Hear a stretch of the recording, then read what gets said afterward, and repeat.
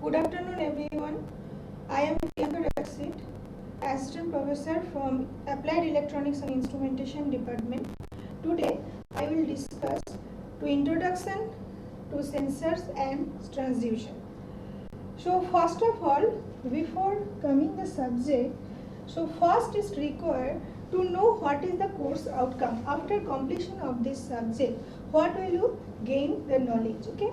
So first relate the function of sensor and how to define the sensor and transducer and the different types of the sensor and transducer and what is the working principle of sensor and transducer, and explain the different types like the resistive, inductive, capacitive. Those are very important transducer. The role, the industrial view. So after that, choose the particular sensor and what is the particular industrial application of that particular sensor. It is so important. So after that, categorize of different sensor and transducer based on their properties, like transaction principle and which type of output you will get. So analog output or digital output or electrical or mechanical output. So this is the very important point. Next is the evaluate the different performance of the sensor in complex technical problem and detect the socio-economic solution. Which things you design using sensors and transducer. So how much it is the socio-economic value in the our environment. Okay. So after that, design the sensing and transaction system for a particular industrial application. Okay. So you can design a sensor system that you use for particular industrial application. So this one is the course outcome. After that, and before this subject, which knowledge is required for a learner, that is the basic idea of basic electrical and the elementary physics and calculus. And here already I have told that what is the different books like the textbooks and the reference book of this subject. Okay. So next I am coming the subject, that is the sensor and transducer. And before the sensor and transducer, and the next slide, this one is the first slide. Before the transducer and sensor, it is required where we use it actually and why we use it. Actually we use it for measuring purpose, okay, to measure any physical variable like the temperature sensor, pH, okay, different physical variable to measure. So transducer sensor will be used. So scientist Lord Kelvin tells that, so you cannot control what you cannot measure. Okay. So those things you cannot control, that things you cannot measure. So first of all, before controlling, it is required to measure this physical variable. So, so after measurement, what will be the advantage? So, and what do you mean by the measurement? So measurement is a process by which we can express the physical variable to a meaningful number. So what is the meaningful number? That is the temperature, so very known physical variable for all of you, because the body temperature, ambient temperature and the weather monitoring system. So all everybody you know it. So temperature like the today's temperature 25. Okay. So there is no meaning. So if you tell that 25 degrees Celsius, that is the meaningful number. So you can recognize that how much cold or how much hot today. Okay. So, so measurement is the process by which you can convert the physical variable to meaningful number. This one. Okay. So and it is compared to a standard unit. Okay. You can compare it with the accepted standard unit. Then why measure? So mainly we recognize the three reasons to measure something. First one is the generate data for design Next one is the for commercial purpose, and third one is the generate data to validate or propose a theory. So every instrument and which type of data we will get, depending upon the data type and the input output relationship, we can construct the sensor. Okay. So first of all, due to design, we generate data by this measurement. Okay. After that, commerce. So commercial purpose, how will you use that sensor and which type of variable to measure this sensor is used basically. Next one, generate data and validate to, or propose the theory. So according to the theoretical concept, how much appropriate that data, and this is you can compare. After that, in industrial view, there are mainly classified the measurement procedure in three categories: monitoring of process operation, next controlling, after that analysis. So what do you mean by monitoring? You know that is the thermometer. Okay, everybody you familiar about the thermometer. Thermometer can basically an indicating device. It can measure only the temperature, but this temperature you cannot see remotely, so you cannot control it.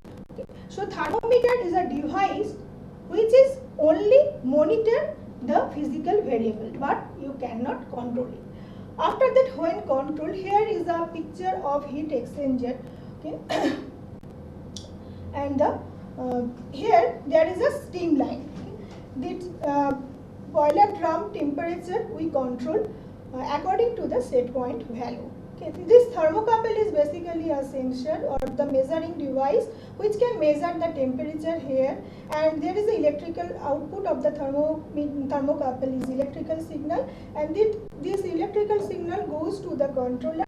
Controller basically compare this value, this output of the thermocouple with the set point.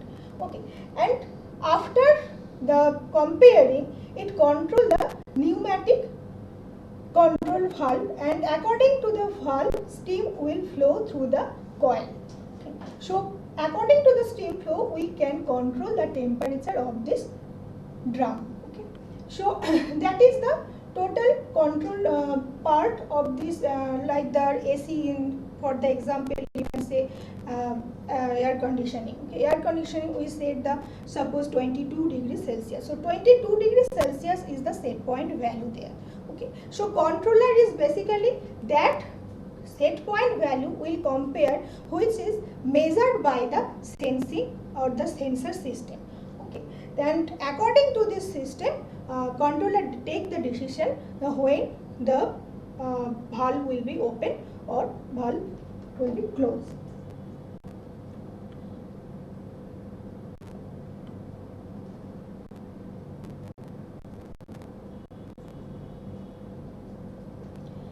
Next is the analysis. Okay.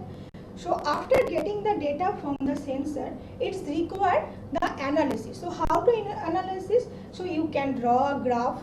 Okay, from the graph you can note down the temperature or the physical variable over a period of time. Okay. So by this input in output relationship, also we can develop a transfer function. So after getting the transfer function, you can easily control the physical variable. After that, characterize the material and device and component. So to construct that particular work, particular performance, so which type of material and device and component are required, we can categorize those points. So after that, that is a measurement system characteristics. So every measurement system and instruments have some characteristics. Okay, maybe those are acceptable, maybe not acceptable. So before that, so total characteristics of the instrument is divided into two categories. That is the static characteristics and another one is the dynamic characteristics. So what is the static characteristics? Static characteristics is basically the characteristics of the system when the input is either held constant or very slowly. Okay. So and the dynamic characteristics are referred to the performance of the instrument when input are changing with the time. So that is the dynamic characteristics. So different types of the static characteristics, some are the desirable and some are the undesirable. So desirable characteristics we can accept, undesirable characteristics we want to eliminate. So first of all, I will discuss about the desirable characteristics. So there are different desirable characteristics: accuracy, precision or repeatability, reproducibility, sensitivity and linearity. So undesirable characteristics mainly categories, three categories: drift, dead zone and static error. So zero drift, span drift and zonal drift, and dead zone are three different types, that is the threshold, hysteresis and resolution. So first I will discuss about the accuracy. What is the accuracy? Accuracy is basically the closeness of the measured value to the true value. So accuracy we will measure in terms of error. So measured value minus true value. Then the precision. Precision is basically the input is constant, the measuring device, measuring system are also constant, and environment and condition of the environment also are constant. Then the closeness of the set of the measured value. If we take the successive measurement over a long period of time, all other conditions are constant, then the closeness of the measured value is called the precision. So now I am discussing this one by a picture. This one. Okay, if you see this one the total this middle circle is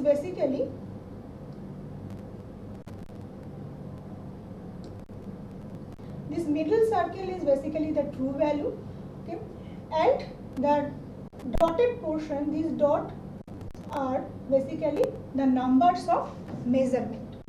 So first figure, if you see, there is a true value and the successive measured value are haphazard. Okay, this is not close to each other, and also the difference between the true value and the measured value are big. So there is a low accuracy and low precision.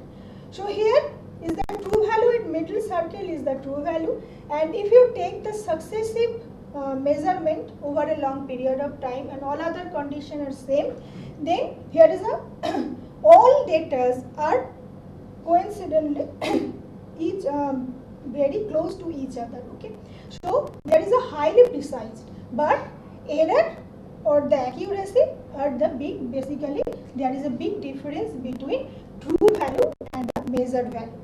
So here low accuracy but highly precise, and here you see there are 7 successive measurement, but very close to each other, not very close to each other, but there is a far distance, not far distance from the true value and the measured value. So here is the low precise but highly accurate. But this one, the fourth one, is basically highly precise and highly accurate. So those measured value instrument reading are the very close to the true value, and the over a period of time the successive measurement also close to each other. So this one, the fourth one, is highly accurate and highly precise. Next is the sensitivity. Sensitivity is basically the ratio between smallest change in output to the smallest change in input. Okay. When the linear characteristics, then sensitivity is constant, but here is a non-linear characteristics, then change in output by change in input is not the constant. So next is the linearity. So linearity is measured through how much non-linearity of the instrument. So what is the deviation from the one graph is what is the deviation from the particular linear graph. Okay, so here is a deviation del O, and there is a output maximum and output minimum. So linearity is del O divided by O max minus O min.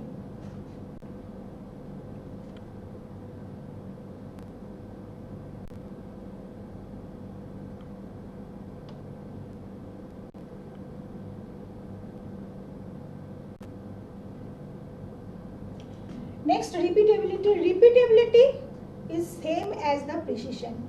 Okay, repeatability is same as the precision. So here, same observer within a short span of time, without mechanical or electrical disturbance, and timing of the reading, calibration conditions such as temperature, alignment of loading constant, all are the same.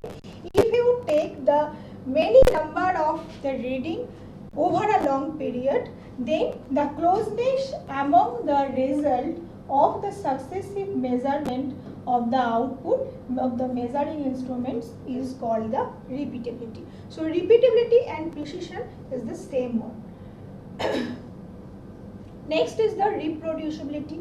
Reproducibility is also the closeness of the measurement when the conditions are different. That is the different point.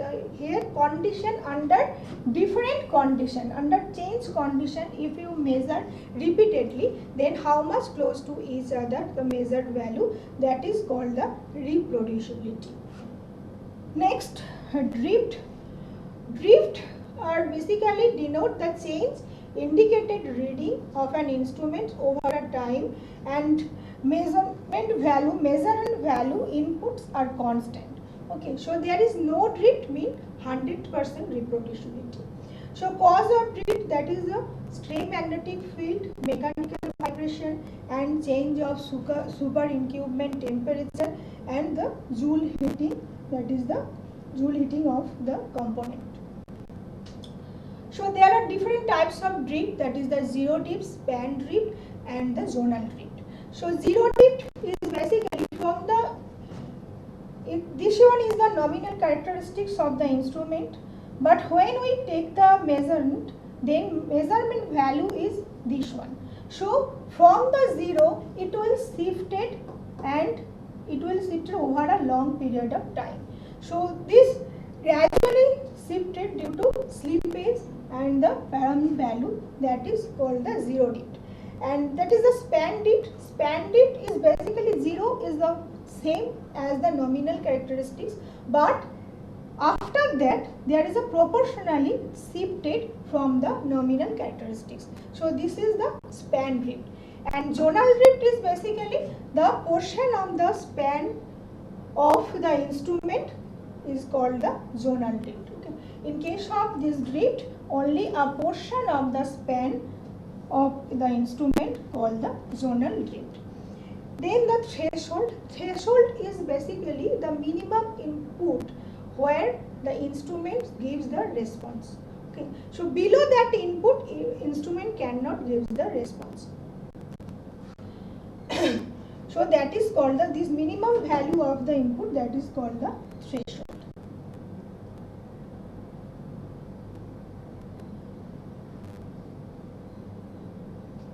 Wait.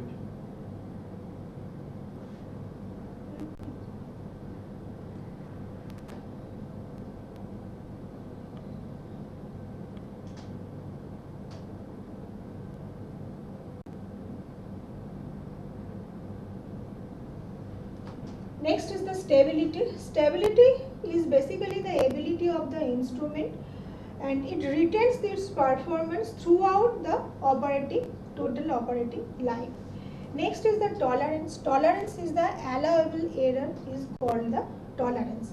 That means when the manufacturer constructs a sensing instrument or instrument system, so every instrument having the tolerance value. So every instrument tells that how much error it is allowable. Suppose the 2% error is allowable, 2% plus minus 2% tolerance value of this instrument. That means if the value, measured value, if 100, then we will get 98 or 102. Next is the range and span. Range and span of this instrument is basically what is the minimum value of input and what is the maximum value of output the instrument can measure. Okay, so suppose here for the example 100 to 500 degrees Celsius can measure by suppose a temperature measuring instrument. So then the output of the 100 is 4 and 500 degrees Celsius with respect of that input output is 20 milliamperes. Then is the resolution. Resolution of the instrument is basically the minimum range of the input where there is no change of output. So if you see the output and input relation of an instrument, so here see del I, during this del I there is no change of output. During this del I value output is constant. Okay, output is constant. You see here. So that time then del I divided by full scale deflection. So that instrument can measure minimum value of input, this one I min, and maximum value of input, this one I max. So resolution is del I divided by I max minus I min into 100%. That is the total full scale deflection into 100%. So that is the resolution. So minimum range of the input, there is no change of output. Next is the dynamic characteristics. Dynamic characteristics refer the performance of the instruments when the input variable change rapidly with the time.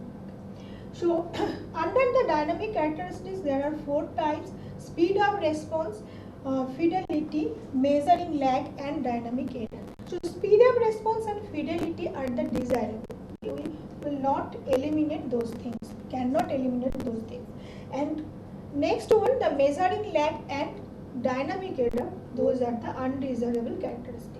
So speed of response, that is the defined by the system the how much rapid action if there is any change of input. So rapidity with which a measurement system responds the any change of the measured quantity. So that is called the speed of response. Next is the fidelity. Fidelity refers to the ability of the instrument to reproduce same form of output, the output for the same form of input. So ability of the instrument reproduce same output in form of same form of input. So that is the fidelity.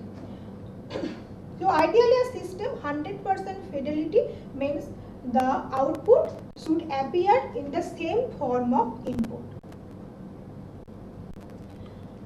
Next, this figure will define the measuring lag and dynamic error.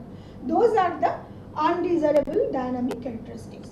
So you see here, this one, this is the particular, the actual reading of the actual true value of the measurement system. That is the quantity measured, which quantity you want to measure. An instrument get response, this one, that is the instrument record. Okay. So instrument reading, if you see, there is a error between the true value and the instrument reading which we get, okay, which we want to measure, but which instrument will give the result, there is a error, and that error not fixed. Okay. That error is changed with the time. So this is called the dynamic error. And this one is the dead time. So dead time is the time duration where the input does not give any response. Okay. So here you see the input get response from this point. Okay. And before that input does instrument does not give any response. So that is called the dead time. Okay. And during this dead time, that yellow colored zone is called the dead zone. Okay. And you see here measuring lag. Measuring lag, actual output, this one we show by the instrument that time. So there is a time lag of this same output show for the instrument. So this lag that is called the measuring lag. Okay, so this time and this measuring lag time. So same output show by the instrument, that is the true value of the measuring system. Okay, and measuring system gives the value here. So after sometimes you will observe by this instrument that value. So that time lag, this time duration is called the measuring lag. Okay, so thank you everyone, and next day I will continue this topic.